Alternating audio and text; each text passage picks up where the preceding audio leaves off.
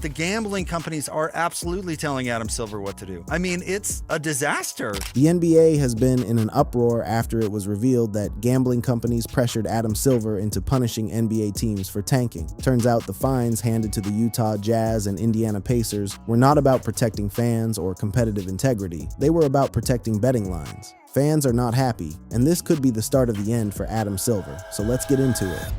The crackdown.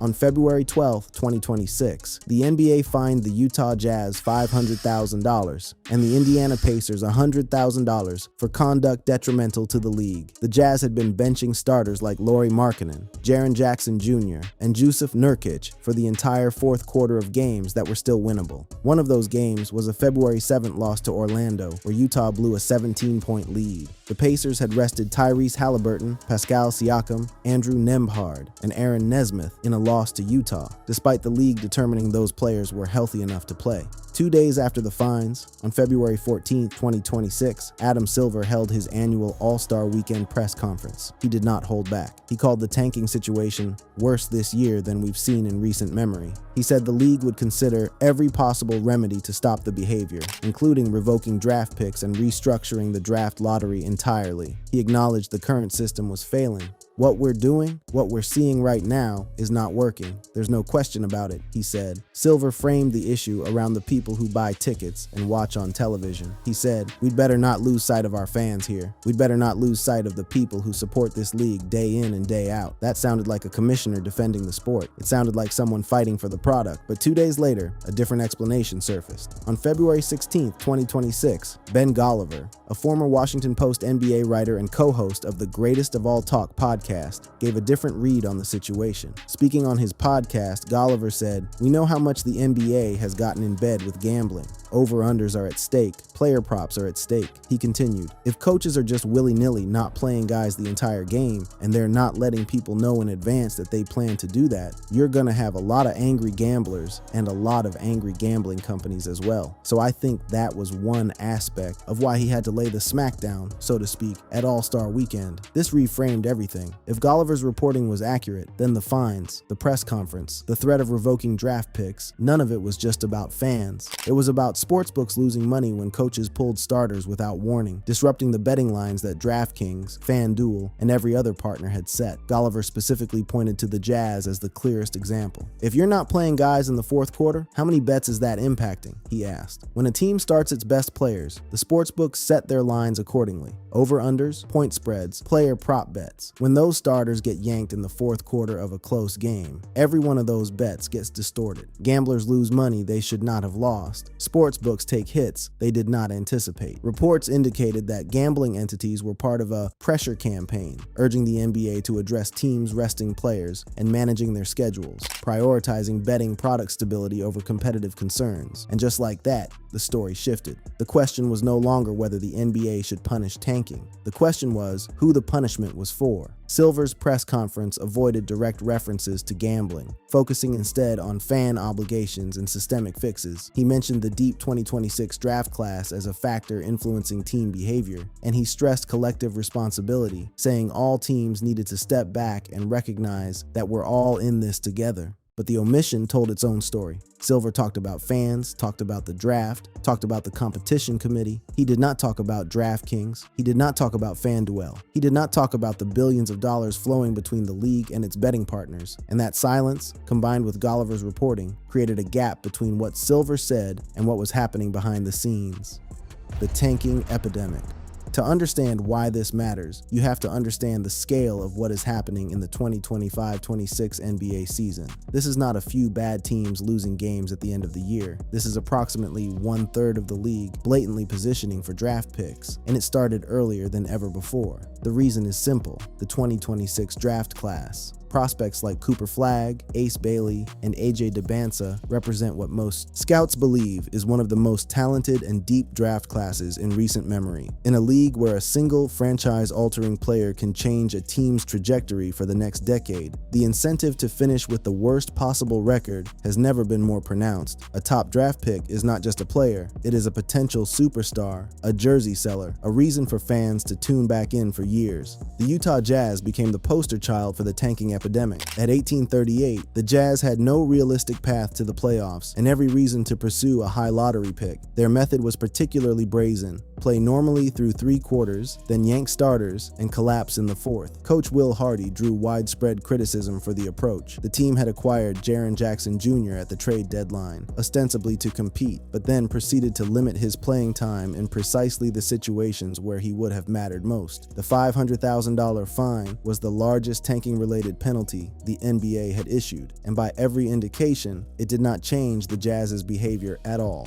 The Indiana Pacers presented a different but equally troubling case. Just 1 season removed from an NBA Finals appearance, the Pacers had cratered to 1540 on the year. Their early season record of 631 made it clear this was not a team fighting through a rough patch. Injuries played a role. Tyrese Halliburton was recovering from an Achilles issue, but the Pacers also had a structural incentive embedded in their future. They owed Toronto a 2026 first-round pick that was protected top 8, meaning if Indiana finished in the bottom 8, they would keep the pick. That protection clause turned every loss into a potential asset. But the Jazz and Pacers were far from alone. The Washington Wizards sat at 1439 after shutting down Anthony Davis for the season with hand and groin injuries following a trade that had raised eyebrows in the first place. Trae Young was also sidelined with a leg injury. Whether those shutdowns were medically necessary or strategically convenient, the outcome was the same. Washington was positioned firmly in the tank race, targeting prospects like Ace Bailey to continue their rebuild. The Brooklyn Nets, at 1538, had fully committed to the long game after using 5 first-round picks in the 2025 draft. Their roster was young, their assist numbers were among the lowest in the league, and their reliance on volume scorers like Cam Thomas signaled a team accumulating losses by design rather than by accident. The Sacramento Kings, at 1244, owned the worst record in the league. A 14-game losing streak had buried them, and the organization had pivoted to playing young players over veterans in a transparent effort to secure the highest possible draft pick.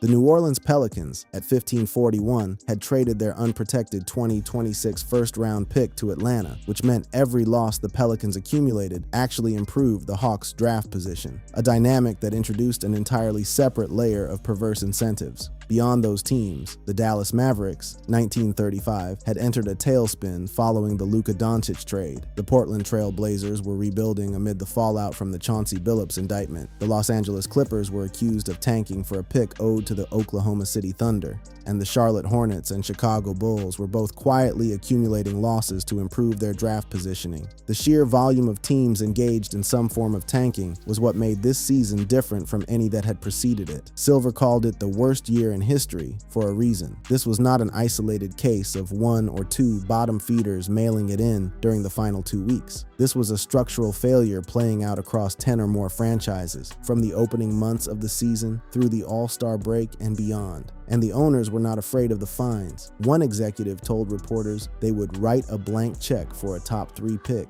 because the value of a franchise-altering draft selection dwarfs any financial penalty the league office could impose. A $500,000 fine against an organization worth billions is a rounding error. It is the cost of doing business. The gambling marriage. The NBA's relationship with gambling did not happen overnight. It was a deliberate, calculated embrace that began before most fans realized what was happening, and it has grown into a dependency that now shapes how the league operates at a fundamental level. Adam Silver himself was the architect of this partnership. Back in 2014, while most sports leagues were still treating gambling like a disease that needed to be quarantined and would bring betting out of the shadows, allow for proper regulation, and give leagues the ability to monitor integrity threats in real time. It was a calculated bet of its own. Silver was positioning the NBA as the league most friendly to the gambling industry, hoping to capitalize on what he saw as an inevitable shift in American law and culture. That shift came in 2018. When the Supreme Court struck down PASPA, the decision opened the floodgates for state-by-state legalization, and the sports betting industry had operational sports betting, and Americans had wagered over $119 billion in a single year. The 4 major U.S. sports leagues scrambled to partner with sportsbooks, but the NBA had a head start thanks to Silver's early advocacy. The partnerships that followed were sweeping and deeply embedded in the league's infrastructure. DraftKings and FanDuel became co-official betting partners of the NBA. team arenas carried sportsbook branding. Broadcasts began integrating live odds into their graphics, not as a novelty, but as a standard feature of the viewing experience. Players like LeBron James and Kevin Durant signed individual endorsement deals with betting companies. The league even allowed team owners to hold equity stakes in sportsbook operations. The boundaries between basketball and betting had not just blurred. They had been systematically dismantled, replaced by a financial relationship that generated billions in combined revenue. The scale of the money involved is staggering. Projections indicated U.S. leagues would collectively earn $4.2 billion in betting-related revenue, with the NBA claiming a significant share. It's a pillar of its financial structure, not a side revenue stream, but a load-bearing wall. This is the context that makes Golliver's reporting so significant when gambling companies for the entirety of a game. When a coach pulls his starters at the start of the fourth quarter in a close game, every bet predicated on those players' involvement becomes compromised. Spreads that were carefully calibrated become irrelevant. The sportsbook loses money, the bettor feels cheated, and the entire ecosystem of trust that legalized gambling depends on starts to because tanking affected betting integrity without advance notice. If bettors cannot trust that the game they are wagering on will be played honestly, they will wager less or wager on a different sport entirely. For a league that has built a significant portion of its business model around gambling engagement, that is draft position, the NBA's embrace of gambling has also coincided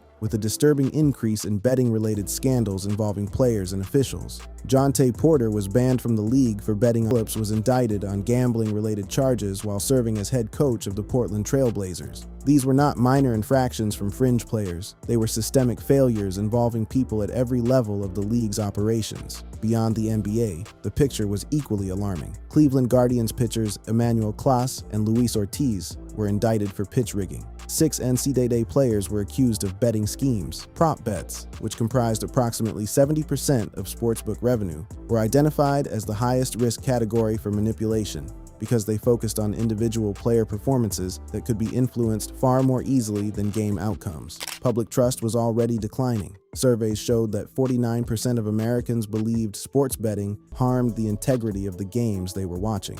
79% of fans expressed distrust in the NBA, specifically following the string of gambling scandals. And in a separate poll, 70% of respondents said betting harms integrity, while 65% believed athletes were altering their play based on gambling considerations. This was the environment in which Silver stood at his All-Star Weekend podium and talked about protecting fans. The league he ran had actively built the gambling infrastructure that was now creating the very problems he was trying to address. The history and the hypocrisy.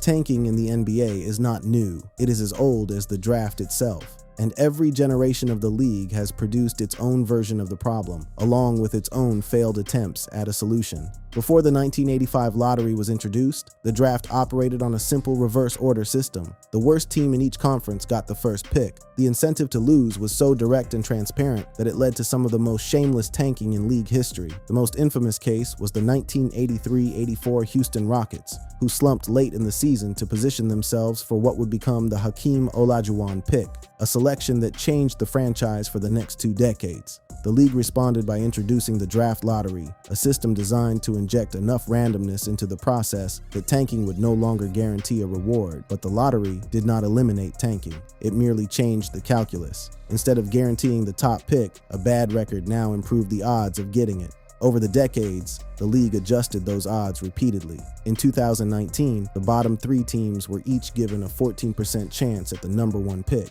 flattening the advantage of being the absolute worst team. The idea was that if the difference between the worst record and the 3rd worst record was negligible in terms of lottery odds, teams would have less reason to aggressively tank. It was a reasonable theory that has been thoroughly He was one GM with one team executing one strategy that the rest of the league found distasteful. What is happening now is collective. 10 or more teams are simultaneously engaged in versions of the same strategy, and the deep 2026 draft class has turned it into an arms race where finishing second worst is almost as valuable as finishing worst. Silver's response has been a mix of incremental adjustments and grand proclamations. The league introduced player participation policies in 2023 designed to limit load management. The NBA Cup was created partly to give non-contending teams a reason to compete during the regular season. Recent proposals from the competition committee, know it when you see it quality, meaning the league cannot clearly define what constitutes tanking, which makes it nearly impossible to police consistently.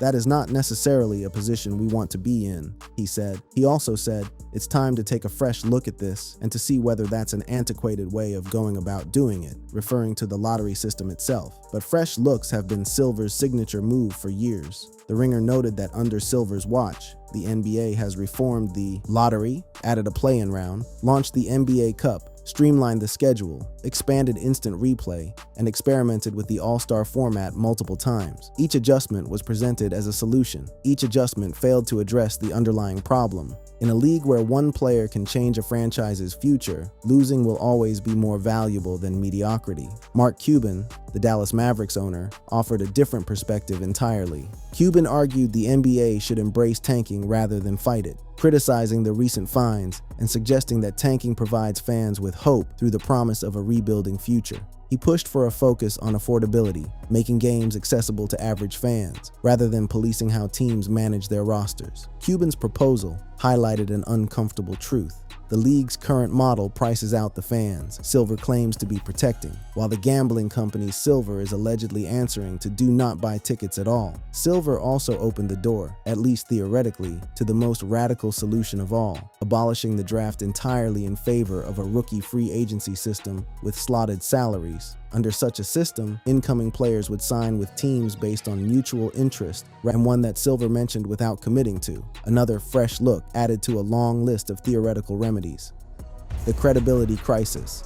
Everything described in this story, the tanking, the fines, the gambling pressure, the press conference, sports league with betting partnerships, into sports league potentially shaping policy around sportsbook exposure. That gambling companies to influence its disciplinary actions is compromising its independence. The post on X from Irv the Dunk Central that amplified Golliver's quotes received over 13,000 likes and generated a wave of commentary from fans who had already been suspicious of the league's motives. Reddit threads in RNBA and R Heat called the gambling influence a big problem for the NBA and sports in general, with users pointing to the obvious contradiction between Silver's public stance against gambling-related integrity threats and the league's private financial dependence on the betting industry. The credibility problem is not limited to perception. The data supports the skepticism. A 2025 Turning Point report by ESPN noted that 43% of U.S. adults viewed legalized sports betting as harmful to society. That number was climbing. The string of scandals, Porter, Rozier, Billups, Clase, had eroded the foundation of trust that professional sports depend on. When fans believe the outcomes they are watching may be influenced by gambling interests, every questionable call, every unexpected lineup decision, and every improbable result becomes fodder for conspiracy theories. The prediction markets added another layer of complexity. Silver stated that the end integrity risks, potential insider information misuse, and player harassment, but other leagues were moving in the opposite direction. The NHL became the first major league to partner with prediction markets in 2025. MLS signed Polymarket as an exclusivity that critics were quick to identify. The broader global context painted an equally complicated $1 million deal with DraftKings. Across every major professional sport, gambling money had become so embedded in the revenue structure that extracting it would cause significant financial disruption. The leagues were, to varying degrees, addicted to gambling revenue. An addiction, by definition, means the addict does not control the substance controls the addict. What made the NBA's situation uniquely dangerous was the combination of tanking, gambling, and declining regular season engagement happening simultaneously. The regular season had already lost cultural relevance for many fans. Load management, expanded playoffs, and the play-in tournament had diluted the importance of individual games. Tanking diluted it further, and when the reason for cracking down on tanking appeared to be gambling pressure rather than competitive principle, the dilution reached a critical mass. Silver's defenders would argue he is doing what any competent commissioner would do, managing multiple stakeholders while trying to maintain the league's competitive product. The gambling companies are stakeholders, the fans are stakeholders, the owners are stakeholders, the players are stakeholders. Balancing those interests requires compromise, and so Adam Silver opened the gambling door. He built the partnerships. He advocated for legalization. He welcomed the sports books into the arenas and onto the broadcasts. And now, when the consequences of that decision are playing out in real time, when teams are tanking, Gambling companies are pressuring the league office, and the commissioner is issuing fines that serve betting interests as much as competitive ones. He stands at a podium and talks about fans. The fans, meanwhile, are watching, and increasingly, they are not sure what they are watching is real. Thank you for watching this video. If you'd like to watch another fascinating video like this, click on one of the boxes on your screen right now.